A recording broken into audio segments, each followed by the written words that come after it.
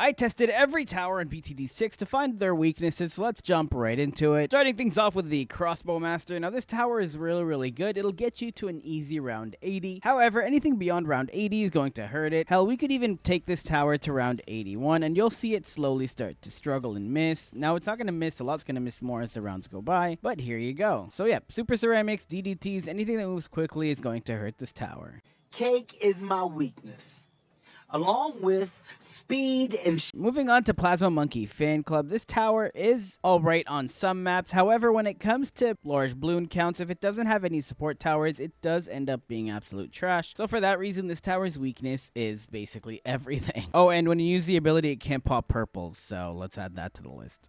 Trash. Moving on to the Ultra Juggernaut. Now this is a very solid tower if you have tight quarters. However, if the map is open like this, it won't always hit and that'll make it pretty useless. Now it is pretty decent against rushes, but when you get into the later game where you get the Super Ceramics or like the faster towers like the DDTs, it starts losing face pretty quickly. Moving on to the Boomerang Monkey and starting off with the Glaive Lord. Now the Glaive Lord's a really solid tower. It is a really good tower for 2-tower chimps if you're playing on Resort. However, its biggest weakness is distance. So if you're not near these blades that are going, the glaives that are going around it, it is actually a pretty weak tower. Hey everyone, I want to take a chance to just tell you that after playing Bloons Tower Defense 6 for more hours than I can count, my PC has gone to shit. So if you want to help me out, just go into the description of my newest video and click on my link right here, and then you could just click here and if you want to support my channel. Leave me a message if you want me to say something on video. But other than that, thank you, and let's get back to the video. Moving on, we have the Boomerang Permacharge. Now this tower is actually pretty strong, but as you can see, it is trash against camos. Give it camo detection and this tower is actually pretty strong. Now generally speaking, it can be overwhelmed when the balloons are fast, like round 96, just like me. And finally we have Moab Domination. Now Moab Domination is a really solid tower. It's great against Moabs, but it has two weaknesses. A, it's weak to rushes. B, it's weak to curves, because if something curves, it's not going to be hitting all of it. Moving on to the Bomb Shooters. So starting off with the Bomb Blitz. Now this is a very solid upgrade. It is actually excruciatingly strong and has a really good ability where when the balloons get to the end, it'll pop everything on the map. However, this tower is very cluster dependent, so on maps that have multiple lanes where all the balloons don't cluster, it isn't exactly the best tower to have. Moving on to the Moab Eliminator. Its weakness is basically everything that is into Moab. As you can see here, it's struggling against basic ceramics, where its counterparts would not have done the same. And then finally, we have Balloon Crush. Balloon Crush, again, is a solid tower. It is best when the balloons are clustered, and if the balloons are not clustered, basically if you have multiple lanes, you aren't going to do well with this one. Plus, it can be overwhelmed when the balloons are fast enough, but usually that isn't a huge concern for you. Moving on to the Tack Shooter. So the Tack Shooter is actually a pretty solid tower. If you can get it lead popping and camo detection, it will destroy everything. It's cheap, it's versatile, but the only issue with it is, because it doesn't come with lead popping and camo detection, that makes it a pretty weak tower if it's not being buffed. Moving on to Super Maelstrom. Now this is a tower that can actually get overwhelmed pretty quickly. That's why it has the ability, but even with the ability, rounds like 63 will be a struggle, especially when it comes to the rushed balloons, the rushing ceramics, sorry. Moving on to the Inferno Ring. Now when it comes to the Inferno Ring, it is a very expensive tower that isn't exactly the best when it comes to wider map. You do need something close quartered for it to actually provide any good value for you, but beyond that, it's a really solid tower, just expensive. On to the Ice Monkey. So moving into the Super Brittle upgrade. Now the thing with Super Brittle is it's technically a support upgrade, so it isn't exactly the best when it comes to Moabs. Now I know it makes them brittle so they take more damage, but as you can see here, it's not freezing any of them. Moving on to Absolute Zero. Now this one is actually a very interesting tower, and I'll show you why. So if you didn't know this already, if you have Absolute Zero and you use it on a map like that has water, you can actually start placing towers on the water as long as they're within its radius. Now with that said, if you sell it, those towers get sold as well. However, you will see very quickly that this tower is absolute trash against BADs, as the ability doesn't work on them and it does like 1 damage a second, which is basically useless. Moving on, we have Icicle Impale. Now Icicle Impale is actually a very strong tower. It will deal a lot of damage. It can pop camos and leads if you get the Cold Snap crosspath. However, the biggest weakness for this tower is, like its predecessor, it does 0 damage to bads. Don't believe me? Here you go. Come on, BAD, you could do it. See that? See that? Not even minutely relevant. Did a lot of damage against the balloons, though.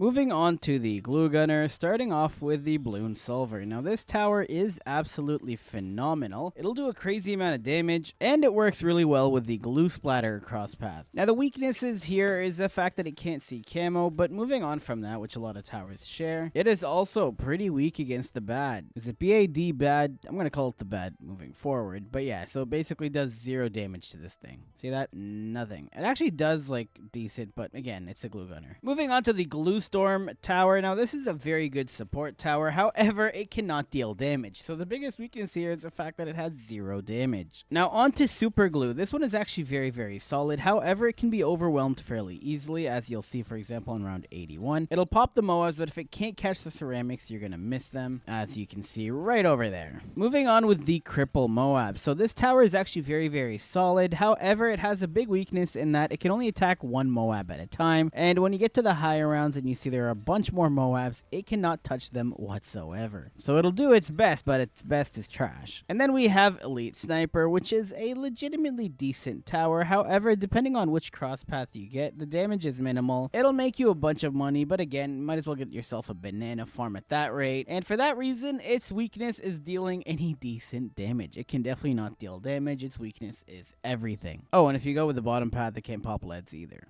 And then let's talk about the Elite Defender. So the Elite Defender is a really good tower. However, it can be overwhelmed fairly easily. Exhibit A, let's see how it does against around 95. Oh, would you look at that? It's basically useless. So that means DDTs, super ceramics, or anything fast will destroy this. Moving on to the Monkey Sub. Now the Monkey Sub top path, the Energizer, is actually a very good tower.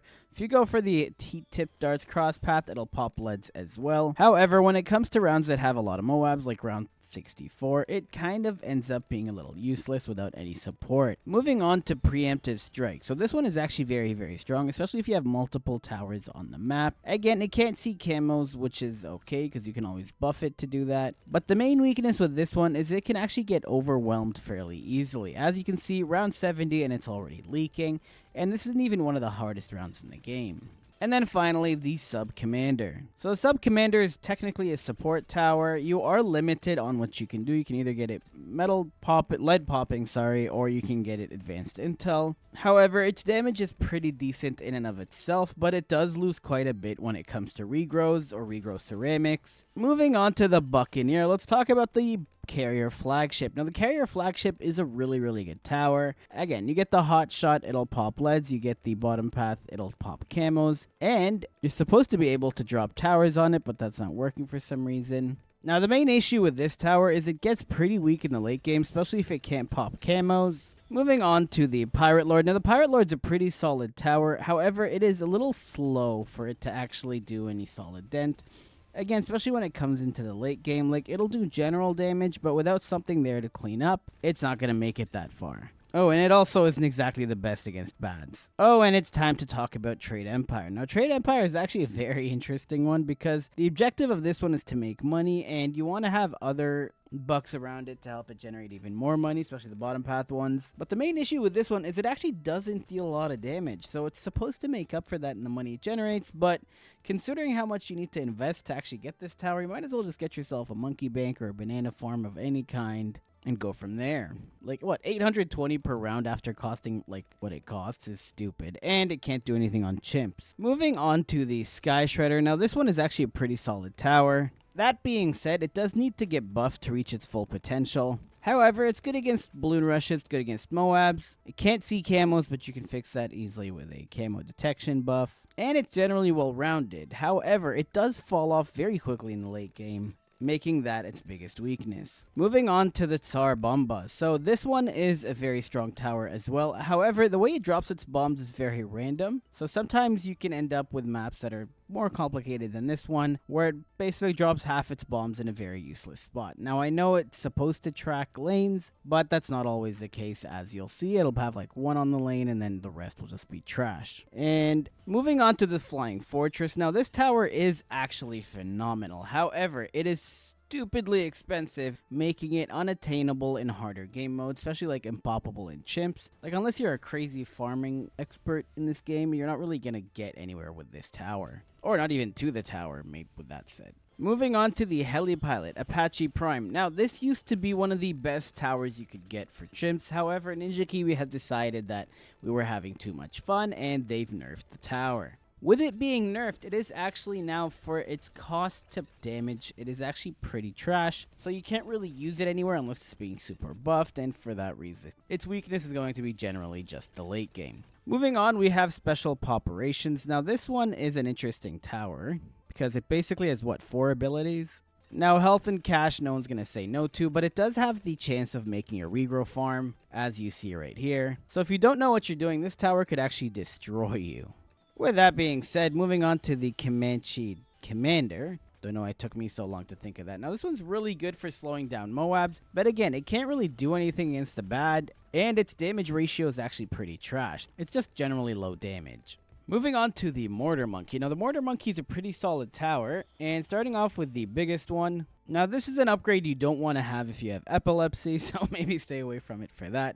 But when it comes to weaknesses, generally speaking, this doesn't have that many, other than the fact that it's not exactly the best if the balloons don't come back to the same spot. And if the balloons are anything over a BFB, it can actually get overwhelmed pretty quickly. So you'll see on rounds like 82, for example, it's already starting to get overwhelmed and leaking. Moving on to Poppin'. Now, this one is generally a really good one, but again, the weakness of this one is multiple lanes, and sometimes you'll need to micro, but depending on what kind of game mode you're on. But with that said, as soon as you have more than one lane, that's it. You're screwed, and there's nothing you can do about it. Moving on to Blue Incineration. Now, this is a really good tower to weaken balloons, weaken Moabs. However, it doesn't do anything against fortified bads or fortified DDTs. It used to, but it got nerfed because Ninja Kiwi doesn't like us. I'm kidding, they love us. But with that said, even against basic Moabs, it will start to struggle in the late game, and that's not even that far in. It's around like 80. And then moving on to the Ray of Doom. So the Ray of Doom is a very strong tower. However, its price tag makes it impossible for chimps. Not impossible, but a very difficult tower to get on chimps, unless you're playing on the resort. And beyond that, it is a very strong tower. Moving on to the Mad. Get it? Because they have a BAD and now it's an MAD. Haha, funny. Ninja Kiwi's funny. Okay, so the thing with this tower is when it comes to rushes, it starts getting pretty weak. So it's very good against Moabs, very good against BADs, but as soon as you start getting rushed by Super Ceramics, it gets weak and it starts leaking like crazy. Again, the general need for there to be a straight line unless you're in a micro. And then finally, the Balloon Exclusion Zone. So this one has a really good mode where it targets on its own. However, in that attack mode, it actually leaks quite a bit. This is around 96, and it's struggling to do any damage. Like, sure, it popped the Moabs, popped the BFBs into Moabs, but gets overwhelmed very quickly. So as an upgrade, especially for the Dartling Gunner, it is actually pretty useless. Archmage Wizard Monkey. So the Wizard Monkey is a very strong tower. Now with the Archmage, you're going to be doing a lot of damage. However, it does tend to get overwhelmed in the late game, especially when it comes to DDTs and Super Ceramics, like a lot of the towers in this video. It isn't exactly the best when the game starts getting fast. Moving on to the path that is the best when the game starts getting fast, we're talking about Wizard Lord Phoenix. Now this one has some interesting weaknesses. Again, it still can't pop purples because it's a Wizard Monkey, but its ability can actually be very silly depending on how you use it. So if you have it poorly placed on the map, the ability can actually hurt it sometimes. So it's not always something you want to keep doing, especially if you're trying to go into free play. But beyond that, yeah, the price tag doesn't help either. And then finally, we have the Prince of Darkness. So the Prince of Darkness is a very strong tower. However, if the round is too long and it runs out of charge, if you will, I don't know what the hell this number is supposed to be, but if it runs out of that, you can basically expect it to be useless until it recharges. And as you can see here, that's going to take it a while. Moving on to the Super Monkey. So let's talk about the true Sun God. If you do not sacrifice a crazy and stupid amount of money, this tower is actually pretty weak. So I did a test on this, and it actually had an ROI of 4 damage per coin spent if you don't sacrifice anything, which means it is expensive for no good reason. Moving on to the anti-balloon. Now this one is really good, especially with the fact that you can target multiple types. Is it types? Whatever. And the anti-balloon ability is actually pretty strong.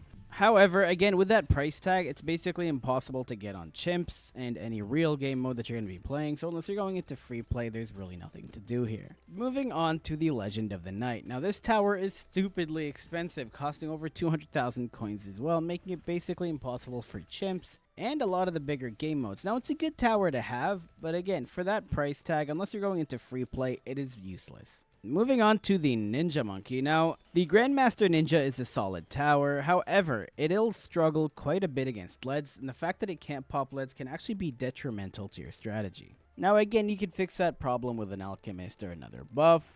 And when it comes to that and you're trying to buff towers, it isn't exactly the highest damage ROI either. So it's low damage, can't pop leads, makes it generally a weak tower overall. Now with that said, the only worse upgrade that the Ninja Monkey has is the Grand Saboteur. For what this damage tower can do with the Saboteur ability, it is actually pretty trash. Unless you get 20 of these and then a Grandmaster Ninja, you're really not going to be benefiting from this tower. Finally, let's talk about the Master Bomber. So the Master Bomber is a really strong tower. It can be overwhelmed fairly quickly. And when it comes to DDTs and sticking the bomb on a few, it can only do one at a time, which makes it pretty useless, I think. And for that reason, we're going to just give it the weakness of fast balloons, so super ceramics and DDTs. Moving on to the Alchemist top path, it is a solid upgrading path. However, as you can see, it basically does no damage. And for that reason, its weakness is soloing. So it's a good support, but beyond that, really trash. Really good support, by the way. It actually, in some tests, tripled the amount of damage a tower dealt. Moving on to Total Transformation. Now, this one's really good. The only issue with this is it kind of acts like that middle path Dart Monkey. You need other Alchemists there for this to really have a good, solid return on investment. But beyond that, it was an alright tower to have. It just didn't do a lot of damage. So we're going to name the weakness of this one low damage. So anything that requires high damage. And look at this ceramic. All it did was like peel the top bit. And it can't buff towers, so that makes it even worse. Now moving on to the Balloon Master Alchemist. This one is actually a pretty good damage dealer, especially when it comes into the late game. However, as you can see, it is not good unless you're playing against Moabs. But if you're not playing against Moabs, it is going to leak a lot, and especially against regrows, things like that. Moving on to the Superstorm Druid. Now, this one is a very interesting one because you have to get the Heart of Oak crosspath.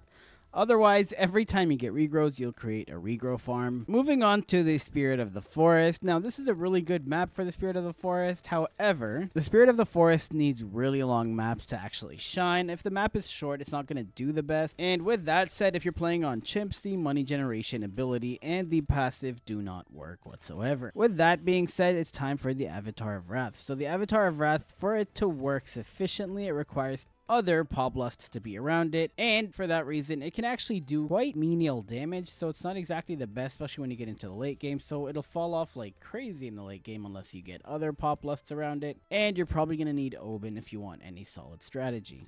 Finally, onto the mermonkey. Now, this is a new addition. With that being said, its weakness is rounds like 76 that are regrows. It'll struggle like crazy against us and basically do 0 damage, and this is with regards to the final harmonic. Now, the final harmonic could be good for stalling, but it requires a support tower, and for that reason, that is its weakness. Moving on to Poseidon. So Poseidon is a relatively strong tower. You are going to have to get Ecosense and Precision and the Ecosense network to make it even stronger. But with that said, it will start to struggle in rounds. Well, okay, it can't pop purples, but it'll also start struggling with rounds that have rushes, like round 78. And if you use the ability will pop purples, but the ability takes forever to come back, so that's going to be a struggle.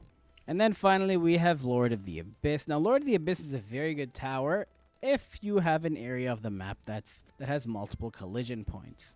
So if you're playing on a straight map, you're not going to do that well with this tower. Other than that, it is actually fairly well-rounded and pretty cheap. It will fall off in the late game, so expect it to, and have another tower to support it. Man, round 80 has the OMG and it's struggling. Moving on to the banana farm. Well, obviously all the banana farms are going to have minimal damage. With that being said, I did do a bit of analysis on this, and if you collect its money every single round, it'll take you 24 rounds to get the money back, and this is only the money that you spent on getting this. So with that said, it might not be the best idea if you're trying to make your money back. Moving on, we have the middle path, the Monkeynomics. Again, the crazy high price tag for this one doesn't help, but it does kind of help you make your money back in an even slower pace, because to get your money back on this one, it's going to take you 33 rounds. And that's 33 rounds if you're like collecting things properly and you're depositing well and you're actually playing the game decently. and the extremely high cooldown on its ability doesn't exactly help. Finally, onto Monkey Wall Street. Now, although this one ranked the best out of all 3 tier 5 banana farms, however, it did also take 19 rounds to ROI on this, and with its pretty hefty price tag, it doesn't make sense to go past 3rd tier for this one, so we're just going to call it too expensive to get a rate of return.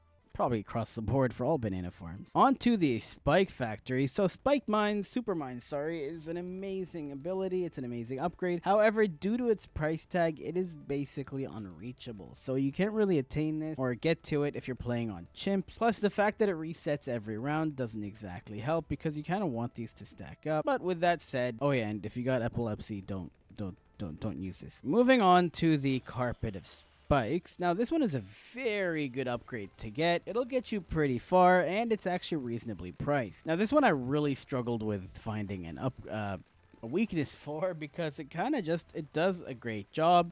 The only thing I would probably throw in is that it might make more sense to get a bunch of these guys instead of getting one of this. So a bunch of Spike Storms might do a better job than a Carpet of Spikes, but other than that, it is a very well-rounded tower. And then moving on to the Perma Spike. Now, this one is a very solid tower. The biggest weakness I found for this one is it needs time to stack up, so positioning is going to be very crucial. For example, where I have it placed now is pretty trash, but you'd usually want it placed in a better spot. With that said, if you get White Hot Spikes, or if you give it an Alchemist to buff it to pop leads, you could go with the middle path. It will get you past chimps, and it's reasonably priced, so you don't really have any worries on that front. With that said, it's time to talk about the Monkey Village. So primary expertise is actually a pretty solid Monkey Village upgrade. It'll do quite a bit of damage. It's really good. The only downside is the last 3 upgrades only buff primary towers, so unless your strategy is very primary tower dependent, you're not really going to benefit much from the buffs.